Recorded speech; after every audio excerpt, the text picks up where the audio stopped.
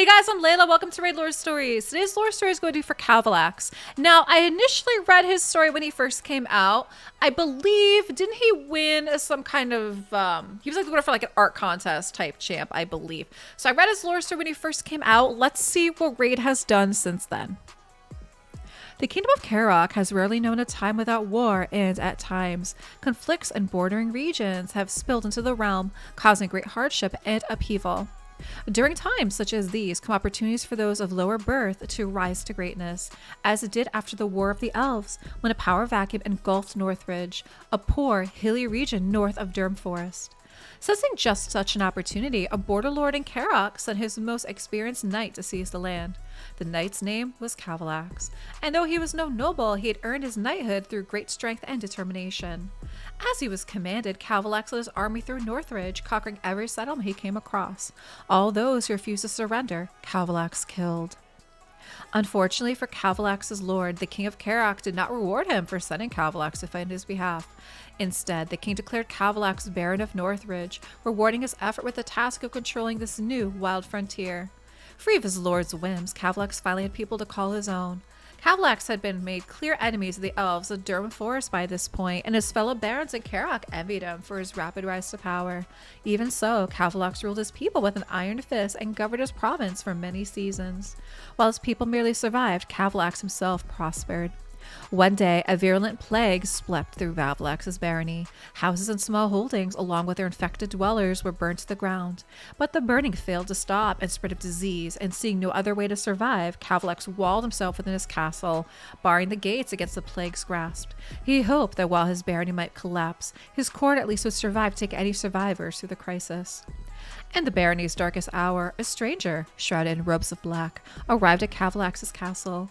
Being an old man, he was unafraid of the plague and asked at the gate to speak with Kalvalax, promising he had something the baron would wish to know. The stranger made his offer. He could cure this lethal plague, and Kalvalax's barony would be saved. Kalvalax cared greatly for his land. Without it, he would be nothing, another landless knight. Desperate to keep it, Kalvalax agreed to carry out the stranger's plan. The next day, Kalvalax opened his gates and ordered his troops to gather people from throughout the barony. It didn't matter if they were healthy or sick, rich or poor, man, woman, or child. Eventually, all the people they could muster were gathered in Kalvalax's castle square, where his scribes etched magical runes into the cobblestones at the stranger's direction. When at last everything was in place, Kalvalax raised his fist and gave the order. His soldiers surrounded the people in the square and leveled their weapons at them. Spearmen slaughtered families with thrusts of their weapons, while bowmen perched on the rooftop shot into the hysterical crowd. As the blood of Kalvalax's people flowed through the square, it splashed into the runes. Kalvalax watched as the runes began to glow a vivid green. As the last victim fell dead, the final rune was lit with a sickly emerald glow. The stranger said that the magic was drawing the plague's power to the castle. Now it bathed the castle in light, binding all around. Kalvalax's sight quickly returned, and his heart became filled with joy, seeing the baleful light encircling his castle. Surely, the spell was working. The sacrifice of his people would not be in vain. He was desperate to believe. But Kalvalax's joy became agony as the light shot into his body, infusing him with all the plague's grotesque pestilence. On and on Kalvalax screamed, his body racking with agony.